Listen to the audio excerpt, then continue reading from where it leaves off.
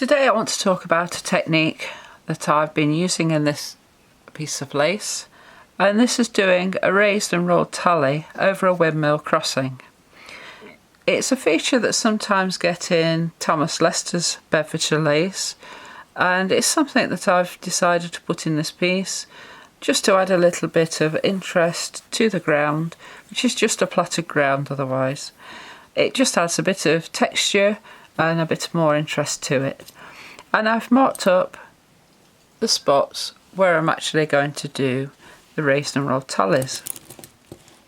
Now, I've never seen this in a book anywhere. I've had to work out how it works for the best for me. So you may find there is a slightly different technique of working it, and that's not to say that a slightly different method is incorrect, but this is the way I found works for me. So I start off by starting the windmill crossing. The plait is at the length it needs to be for the crossing, and I put up the pin. I tension it up, make sure it's going to sit nicely around the pin, there's no gaps, and then I take the two outside ones to use the tally, for the tally, and I push the two middle ones to the side so they're out the way. I'm then going to work the tally, the raised and rolled tally, against the pin. I'll leave the pin in, and this enables me to tension it up.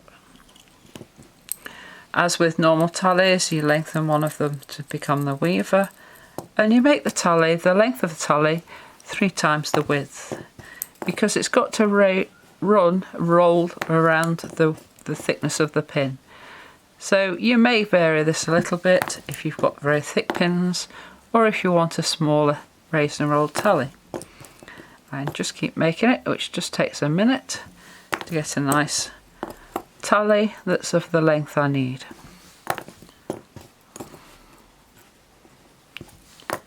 I have covered making tallies on another video if you're not familiar with doing tallies, and I suggest you watch it and then practice, because they can be little tricky things to do if you haven't got to grips with tensioning them correctly.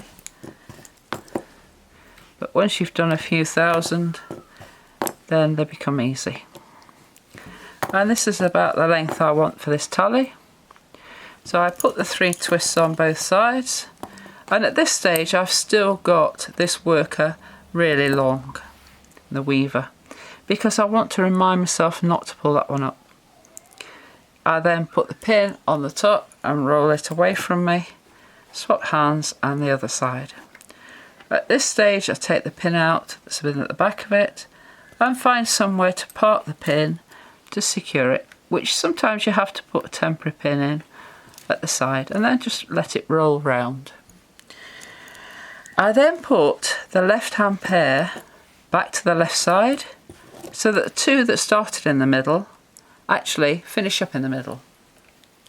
Those are the 2 that I haven't touched during the raised and rolled tally part, and they are going to stay in the middle at the moment. As always, rolling a tally puts extra twists on, so take some of those off. And then to finish off, I just do the finishing of the crossing, which is the second pair over the third. In fact, before I do that, I put the pin back in. I put the pin in and then do the second over the third, and this helps to secure it. And then go straight back into your plait, working with the pairs that are on the opposite side to where the worker ended up, just to secure it most before you touch the worker. And then do the worker side. And you're now left with a little raised and rolled tally over the windmill crossing to add texture to your ground. Ground can be quite boring to do, but adding these little tallies does make a lot more fun of the ground. Hopefully you can see some of the tallies in amongst the sea of pins. If I take a couple out, you'll be able to see them. And they've still got the horizontal pins left in until I expose them. I hope that's been helpful, and it dispels some of the fear of working these raised and rolled tallies When I first came across them, they were a little bit scary because I didn't know how to work them and couldn't find any written instructions for them. So I hope that's helped you today. Leave me a comment, give me a thumbs up, and if there's anything else you'd like to see on a video, just drop me a message. Hope you've enjoyed watching, it's been helpful. Subscribe to hear of more videos coming soon, and hit the notifications button and they'll let you know. Thanks for watching.